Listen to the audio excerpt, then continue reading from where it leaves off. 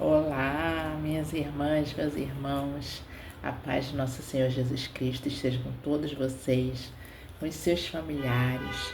Eu espero encontrá-los bem, com bastante saúde, para aproveitar o restinho de domingo, hoje, Dia das Mães, né? Eu deixo aqui meu abraço a cada mãezinha que vem aí lutando pelos seus filhos, na educação, né?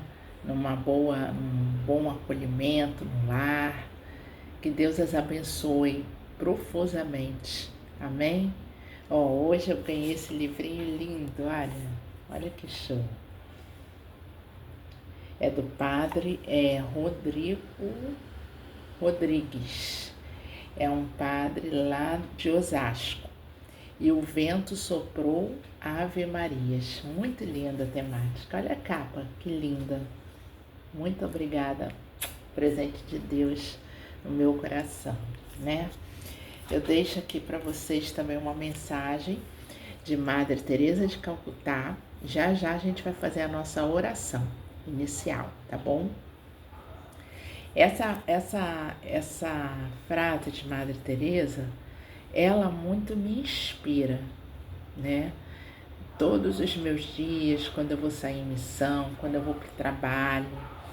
Então vamos lá, o que ela fala? Estou mais decidida do que nunca a espalhar a alegria onde quer que eu vá. Santa Madre Teresa de Calcutá.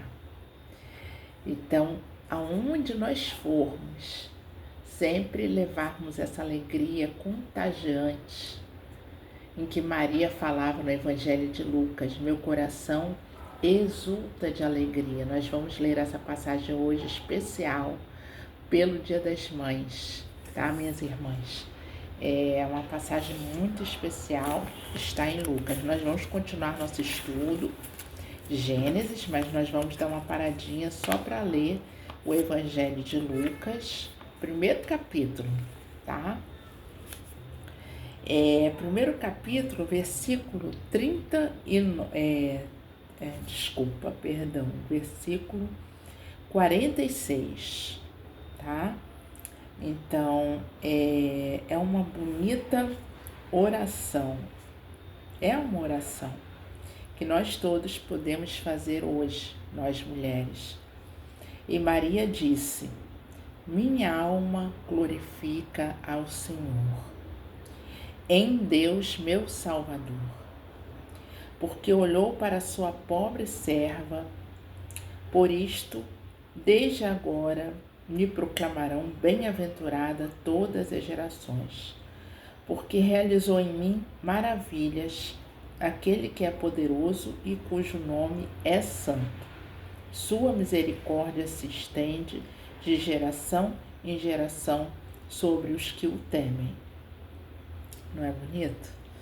Então, assim como Maria, nós podemos dizer que nosso coração exulta de alegria pelo dom da maternidade. Toda mãe, né, toda avó tem essa relíquia no coração da maternidade, esse dom que Deus proveu a cada uma de nós para que usássemos com nossos filhos, com nossos enteados, com as crianças abandonadas, com as crianças nos orfanatos, que nós também possamos nos dedicar àqueles que estão abandonados, esquecidos nos orfanatos, que nós possamos pensar, né? Algumas pessoas têm um dom realmente, querem ser mães e não podem, então pensar em uma adoção. Nós ainda temos muitos órfãos na nossa sociedade, né? E muitas mães buscando um filho, uma filha, que não será um filho adotivo, será um filho do coração. Então, que Deus abençoe cada uma de nós, que possamos exercer a nossa maternidade, com o Espírito Santo de Deus a nos guiar. Amém? E nós vamos fazer hoje, meus irmãos, uma bonita oração, que é essa aqui, olha. A alma de Cristo. É uma linda oração tá? Depois eu vou tirar uma foto e deixar para vocês também, para que vocês tenham tanto essa oração como esse dizer da Madre Teresa de Calcutá, tá? Então vamos lá, vamos iniciar o nosso estudo. Hoje nós vamos começar um capítulo que eu creio ser um capítulo um dos mais difíceis para a nossa humanidade, tá? E o Espírito Santo de Deus me guiará para eu falar desse capítulo de uma forma mais leve possível, né? Então vamos lá. Alma de Cristo. Alma de Cristo, santificai-me. Corpo de Cristo, salvai-me. Sangue de Cristo, inebriai-me. Água do lado de Cristo, lavai-me. Paixão de Cristo, confortai-me. Ó bom Jesus, ouvi-me. Dentro de vossas chagas, escondei-me. Não permitais que me separe de vós. Do espírito maligno, defendei-me. Na hora da minha morte, chamai-me. E mandai-me ir para vós, para que vos louve com os vossos santos por todos os séculos dos séculos. Amém. Não é bonita essa oração? Né? Alma de Cristo, santificai-me, santificai-nos, alma de Cristo. Porque só através de nosso Senhor Jesus nos tornamos mais santos, não é verdade? Bom, então vamos lá, nós já estudamos Gênesis 1, 2 e agora nós vamos para o capítulo 3. O capítulo 3, ele nos narra a culpa do ser humano, a culpa original. O que aconteceu lá no início da criação, né? Então vamos ler com bastante calma para que possamos entender.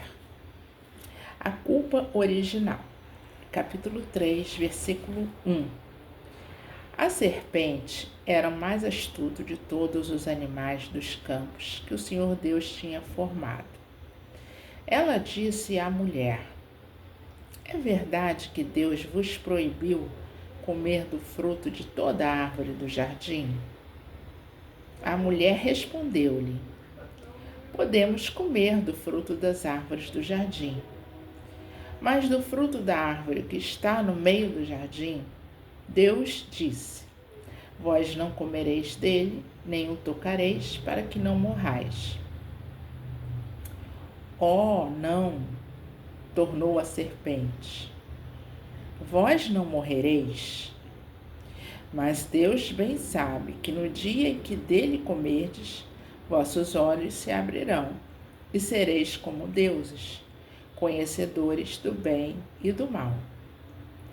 A mulher, vendo que o fruto da árvore era bom para comer, de agradável aspecto e muito apropriado para abrir a inteligência, tomou dele, comeu e o apresentou também ao seu marido, que comeu igualmente.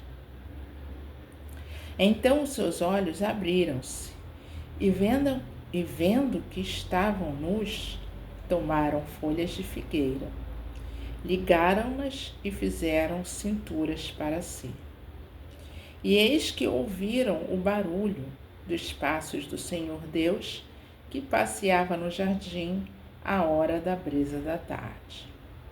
O homem e sua mulher esconderam-se da face do Senhor Deus, no meio das árvores do jardim. Mas o Senhor Deus chamou o homem e disse-lhe: onde estás? E ele respondeu: ouvi o barulho dos vossos passos no jardim. Tive medo, porque estou nu, e ocultei-me. O Senhor Deus disse: quem te revelou que estavas nu? Terias tu, porventura, comido do fruto da árvore que eu te havia proibido de comer? O homem respondeu: a mulher que puseste ao meu lado apresentou-me desse fruto, e eu o comi. O Senhor Deus disse à mulher: por que fizeste isso? A serpente enganou-me, Respondeu ela, e eu comi. Então o Senhor Deus disse à serpente: Por que fizeste isso? Serás maldita entre todos os animais e feras dos campos. Andarás de rastos sobre o teu ventre e comerás o pó todos os dias de tua vida. Porém ódio entre ti e a mulher, entre a tua descendência e a dela. Esta te ferirá a cabeça e tu lhe ferirás o calcanhar. Disse também a mulher: Multiplicarei os sofrimentos de teu parto, darás à luz com dores, teus desejos te impelirão para o teu marido, e tu estarás sob o seu domínio. E disse em seguida ao homem: Por que ouviste a voz de tua mulher e comeste do fruto da árvore que eu lhe havia proibido comer? Maldita seja a terra por tua causa. Tirarás dela, com trabalhos penosos, o teu sustento todos os dias de tua vida. Ela te produzirá espinhos e abrolhos, e tu comerás a erva da terra. Comerás o teu pão com o suor do teu rosto, até que voltes à terra de que foste tirado. Porque és pó, e em pó te hás de tornar. Adão pôs à sua mulher o nome de Eva, porque ela era mãe de todos os viventes. O Senhor Deus fez para Adão e sua mulher umas vestes de peles e os vestiu. E o Senhor Deus disse: Eis que o homem se tornou como um de nós, conhecedor do bem e do mal.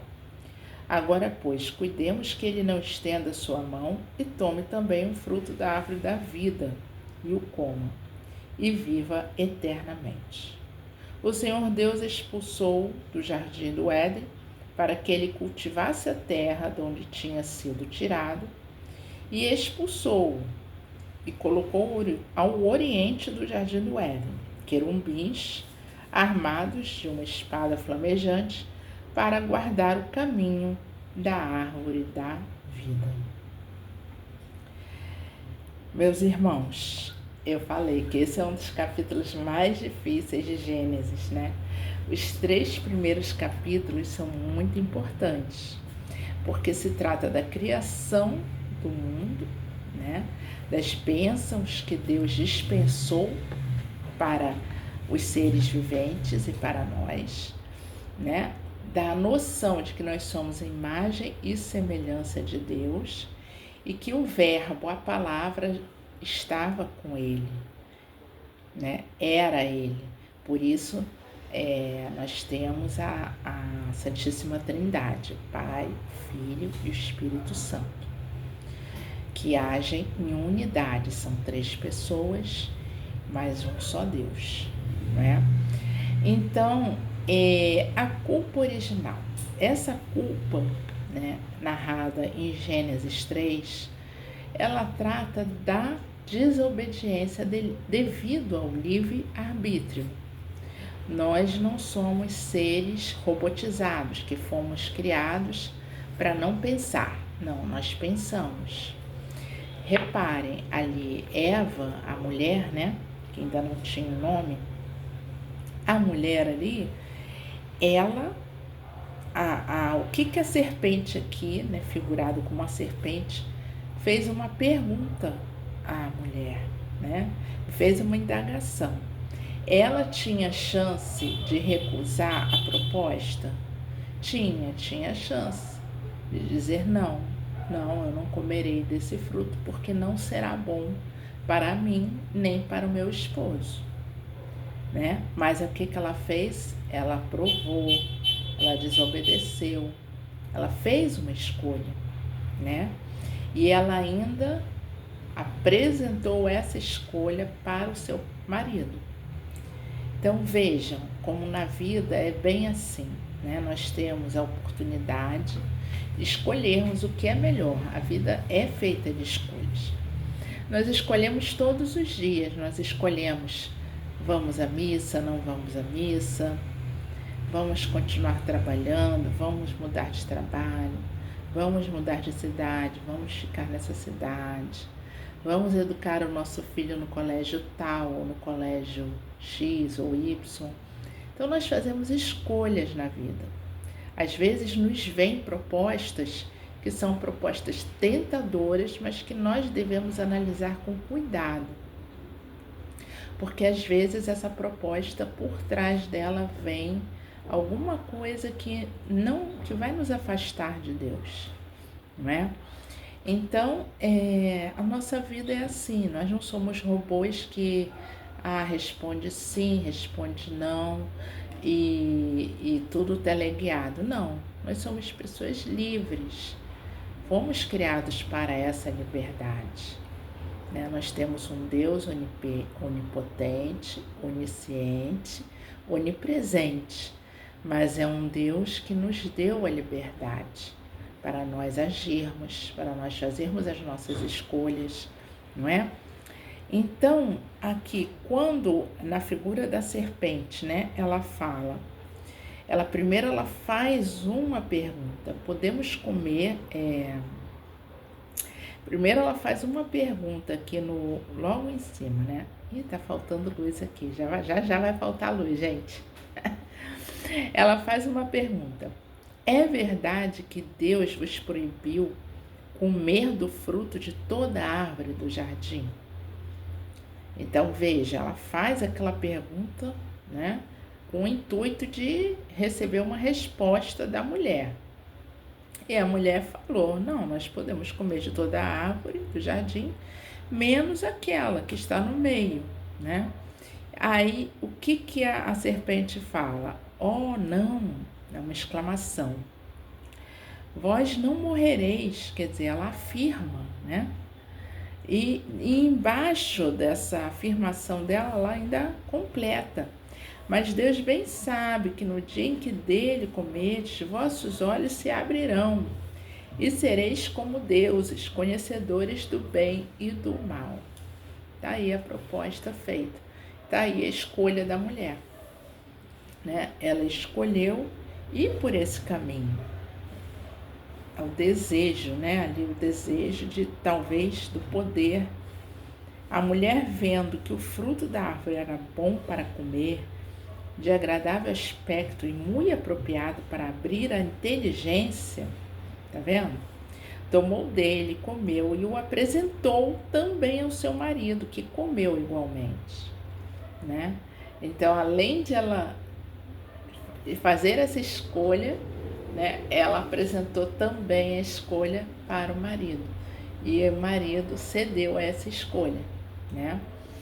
Então, quando aí, nos versículos seguintes, a gente pode observar o seguinte: no nosso último encontro, eu falei com vocês, né, que os seres viventes, primeiros pais, eles tinham a pureza. Quer dizer, eles estavam nus e nem sabiam que estavam nus. E vejam só o que acontece nos versículos seguintes, né?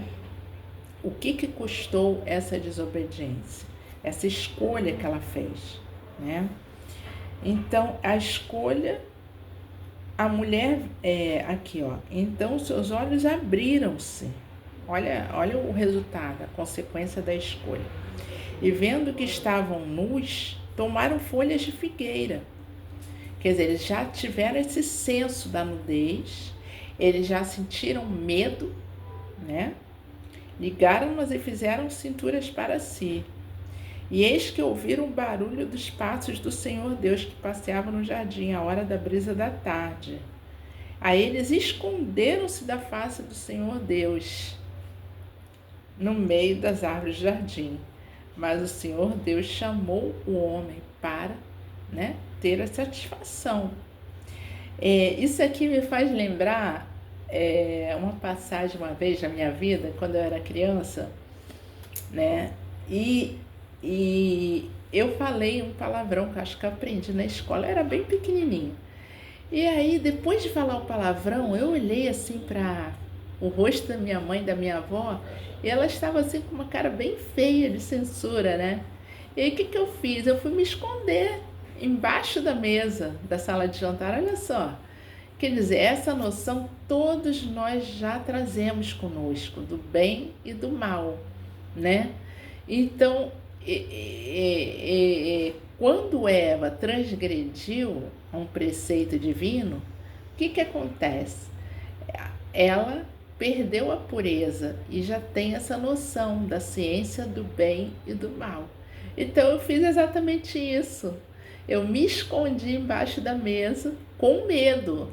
Então é exatamente isso, né? Quando nós vamos contra o preceito divino, vamos contra, fazemos escolhas que vai contra o bem maior, o bem supremo, nós temos medo, nós nos escondemos, não é verdade?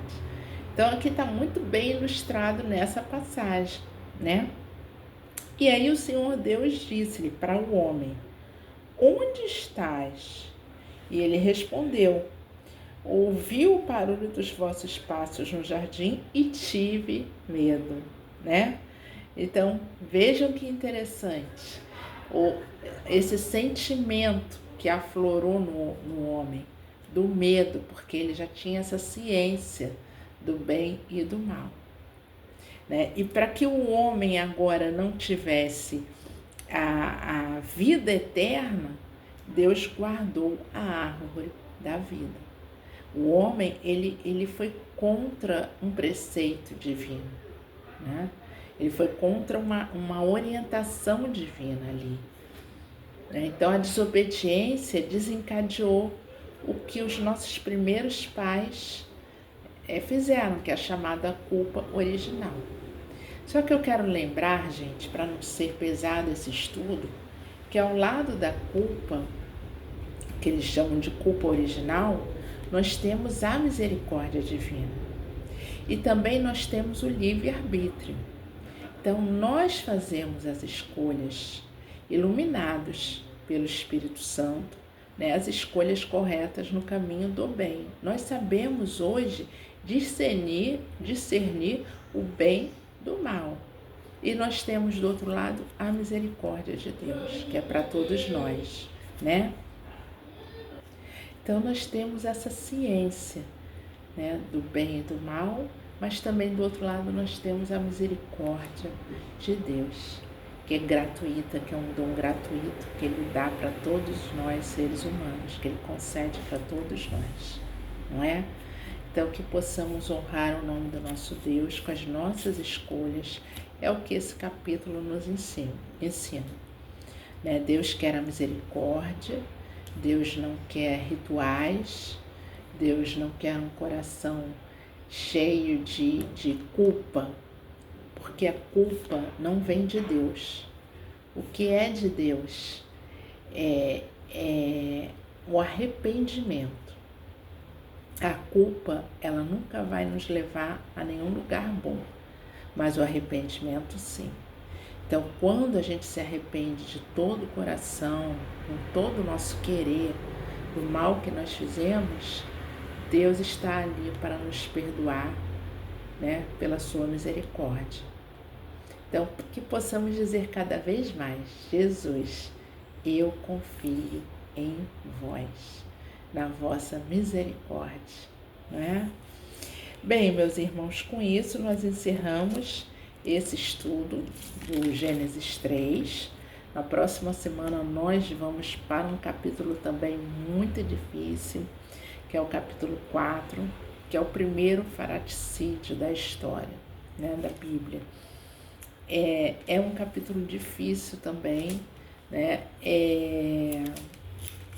Nós vamos ver algumas passagens bem dolorosas, né, para a humanidade, mas que com esse estudo nós possamos entender que só Deus nos capacita para o bem, para fazer o caminho certo na nossa vida.